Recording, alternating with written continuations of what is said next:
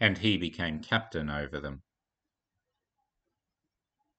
When I was a teenager in high school, I used to look at all the fathers and wonder what went wrong in the years between adolescence and fatherhood that caused them to dress the way they did. How could a man go from caring so much about the finer details of basketball shoes, haircuts, and logos on t-shirts to leaving the house with a short back and sides and clothes from the discount rack at the same shop that sells crockery and hardware? Now that I am beginning to cross that divide, it is becoming clearer that there is indeed something to be said about dad fashion.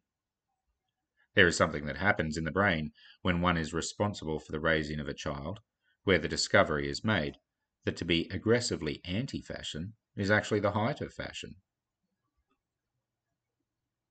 Pride is ridiculous.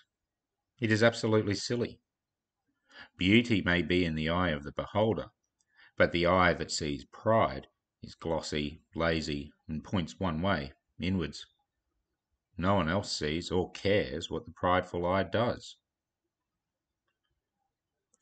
David's escape from pride was more of a forceful eviction. In forming David for kingship, God had to prune off the fruitless branches.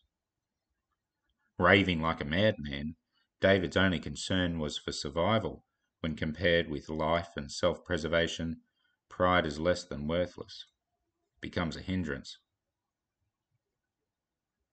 Rejected even from the possibility of living falsely as a local lunatic, David was driven to a cave.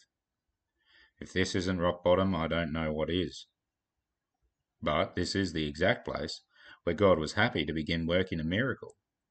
Having sent David into the deep, God is now going to bring David back up in a way that will strengthen him for what is to come, and finally be able to deliver to God's chosen people a king after God's own heart.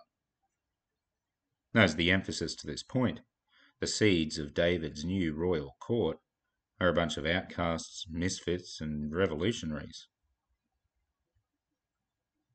If David is a type of Christ, our perfect king, then we can be proud of our captain.